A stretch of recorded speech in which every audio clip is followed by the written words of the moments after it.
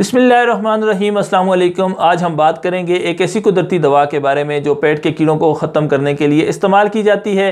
पेट के कीड़े एक बड़ा मर्ज़ है, एक बड़ा मसला है जिसके बायस नशोनुमा रुक जाती है, जिस्मानी सेहत कमज़ोर हो जाती है। पेट में मुख्तलिफ़ तरह के कीड़े पैदा होते हैं और मुख्तलिफ़ वजूहात की बिना पर पैदा होते हैं। बड़ी वजूहात में नाकिस या गली सड़ी ग़िज़ा का खाना, मुताफ़न माहौल में रहना या गंदा पानी पीना, ऐसी ग़िज़ाएँ खाना जो देर से हज़म होती हों, मैदा और आंतों में ताफ़न का बायस बनती हों। तो इन मुख्तलिफ़ वजूहात की बिना पर पेट में कीड़े पैदा हो जाते हैं। बच्चों में ये बहुत ज़्यादा मर्ज़ देखने में आता है क्योंकि बच्चे ज़मीन से कोई भी चीज़ उठा कर खा लेते हैं, गंदे हाथ मुँह में डालते हैं। तो जब बच्चों के पेट में कीड़े पैदा हो जाते हैं तो उनकी नशोनुमा मुतासर हो जाती है, वो कमज़ोर होने लगते हैं और वालिदैन को इसकी काफ़ी तशवीश होती है। तो इस मसले से निजात हासिल करने के लिए जो आज वीडियो में आप तक पहुंचा रहा हूं, इसी कुदरती दवा को इस्तेमाल करते हुए आप पेट के कीड़ों से निजात हासिल कर सकते हैं। बच्चे हों, बड़े हों या बड़ी उम्र के अफराद हों। तो यहाँ पर वीडियो के आखिर में इसके लिए मैं आपको एक रेसिपी भी नोट करवाऊँगा। तो इसको इस्तेमाल करते हुए या उस रेसिपी को इस्तेमाल करते हुए आप पेट के कीड़ों से निजात हासिल कर सकते हैं। इस कुदरती दवा का नाम बाओबड़ंग है, बरंज काबली इसको अरबी में, जबकि फ़ारसी में बरंग काबली कहा जाता है। वाओड़ंग या बाबरंग इसको हिंदी ज़ुबान में कहा जाता है।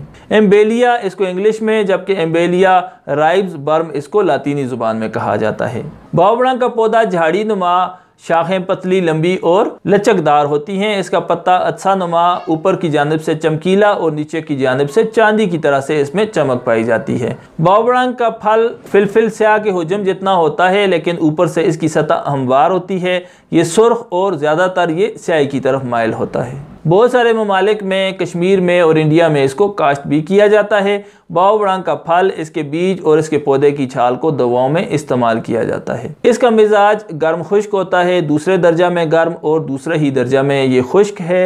ये जिस्म में से फासिद रतूबात को, कीड़ों को और मुताफ़नी अमराज को रफ़ा करने के लिए बेहतरीन कुदरती दवा है।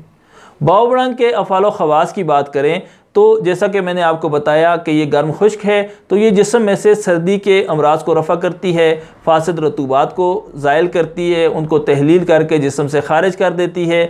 और जिन अमराज का ये बायस बनती हैं फासिद रतूबात, इन फासिद रतूबात का ख़ात्मा हो जाने की वजह से वो अमराज भी रफ़ा हो जाते हैं। चूँकि ये फासिद रतूबात मैदा और आंतों में जमा होकर मुख्तलिफ़ अमराज के साथ साथ पेट के कीड़ों का भी बायस बनते हैं, तो इसके इस्तेमाल से ये फासिद रतूबात भी रफ़ा हो जाती हैं, तहलील होकर जिस्म से ख़ारिज हो जाती हैं, मैदा और आंतें साफ़ हो जाती हैं और उसके साथ साथ ये पेट के कीड़े भी मर जाते हैं और जिस्म से ख़ारिज हो जाते हैं। चूँकि ये मैदा को साफ़ करती है, मुताफ़नी मादों को रफ़ा करती है, तो उस निस्बत से अगर मैदा में कमज़ोरी वाक़ हो जाए, हाजमा कमज़ोर हो जाए या गैस बहुत ज़्यादा बनती हो, तो इन फासिद रतूबात के ख़ात्मा की वजह से हाजमा भी बेहतर हो जाता है, मैदा को तक़वियत मिलती है और गैसेस का बनने का जो अमल है वो भी कम हो जाता है। इसके अलावा ये जिस्म में से फासिद रतूबात को मूसल के तौर पर तहलील करके ख़ारिज कर देती है और जिस्म में कहीं पर अगर रतूबात जमा हो जाएं, रुक जाएं,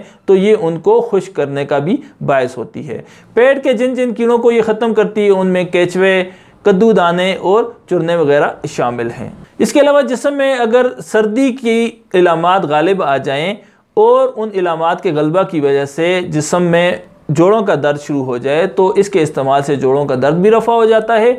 और हिक्का जिसे प्रूराइटिस का मर्ज़ कहा जाता है, जिसमें जिस्म में खुश्क, ख़ारिश या खुजली की कैफियत पैदा हो जाती है, बग़ैर दानों के जिस्म पर ख़ारिश होने लगती है पूरे बदन पर या जिस्म के कुछ मखसूस अज़ा पर, तो इसके इस्तेमाल से ये ख़ारिश भी रफ़ा हो जाती है। और दाद के मर्ज़ में इसको कुछ दीगर अद्वियात के साथ मिलाकर लेप करने से दाद का मर्ज़ भी रफ़ा हो जाता है। बाओबड़ंग में मुख्तलिफ़ केमिकल्स पाए जाते हैं, जैसा कि एम्लिक एसिड है, एम्बलिन है।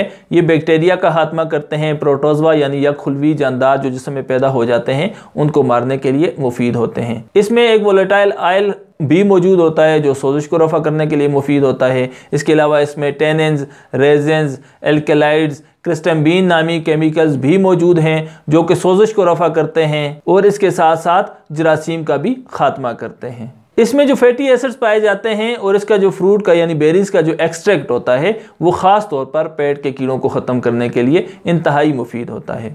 तो जहाँ पर हमने इसकी बात की मुख्तलिफ अफ़आल की, इसमें पाए जाने वाले केमिकल्स की, तो अब हमें ये पता होना चाहिए कि हमने पेट के कीड़ों को ख़त्म करने के लिए बाओबड़ांग को किस तरह से और कितनी मिकदार में इस्तेमाल करना है। बाओबड़ांग का सफ़ूफ आप 1 से 2 ग्राम तक रात को ले सकते हैं, या उम्र को मद्देनज़र रखते हुए इसकी मिकदार में कमी बेशी भी आप कर सकते हैं। ये कैप्सूल्स में भरकर भी आप इसका सफ़ूफ इस्तेमाल कर सकते हैं। 1 से 2 ग्राम रात को ये ताज़ा पानी से ले लें। इसके इस्तेमाल से पेट के कीड़े मर जाते हैं, और सुबह उठकर आप जब कैस्ट्राइल या रोगन बैद इंजीर इस्तेमाल करते हैं दूध में डालकर, तो वो आंतों के फेल को तेज़ करके पेट की सफाई कर देते हैं, और ये मरे हुए जो कीड़े होते हैं वो पेट से खारिज हो जाते हैं।